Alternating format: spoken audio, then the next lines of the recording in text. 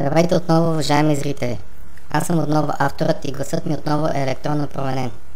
Аз продължавам да правя своите видеообращения в интернет заради фашистката медийна цензура на държавата. До сега не ми е известно нито едно мое обращение да е било отразено от нито една медия. В предишното ми обращение обсъждах тезата защо ДПС трябва да бъде забранена.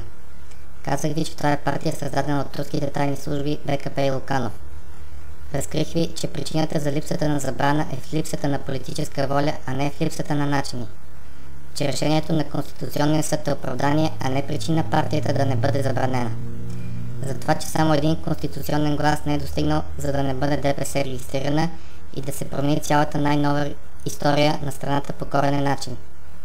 Казах ви, кои са силите, които не желаят ДПС да бъде забранена. Част от вас вероятно принадлежат към тях. Споменах защо вашите аргументи вече не са валидни и че вече не е никаква пречка ДПС да бъде забранена.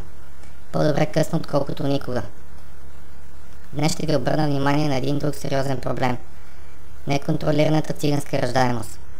За него се знае от десетилетие и единственото, което държавата можа да направи, е да насърчава раждаемостта сред българите.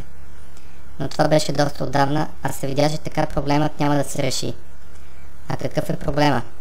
Той, че според прогнозите, до 15 години циганите ще станат повече от българите.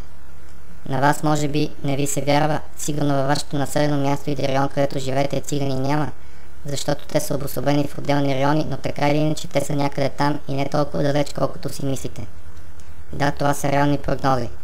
Циганите ще станат мнозинство в тази държава и ако нещата се развиват паралелно и в парламента, то скоро ще имаме и един цигански парламент, в който мнозинството ще имат циганите.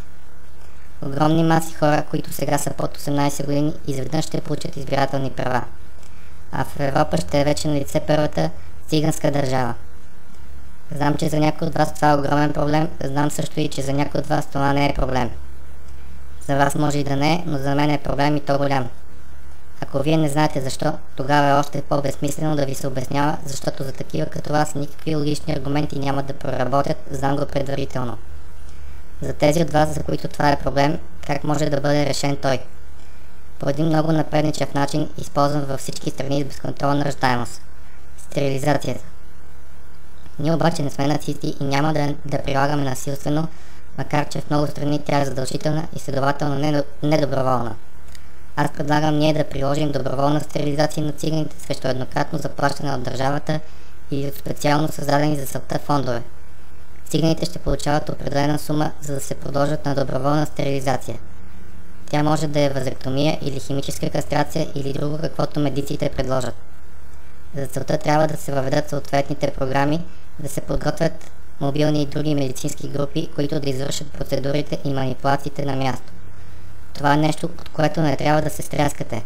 Това се прилага в много азиатски страни и това е бъдещето на човечеството, изправенето с глобалната демографска криза, безконтролната раждаемост и съпровождащата я бедност и житейски страдания на милиарди безкрайно бедни хора. Това е решение, което е добро за циганите, както и за останалите. Планираната раждаемост е признак на цивилизованост. Това е решението, което ние трябва да приложим съвсем скоро. Всякакви въпроси, които имате по темата, може да отправяте в политическата секция на сайта 1.info. Благодаря ви за вниманието.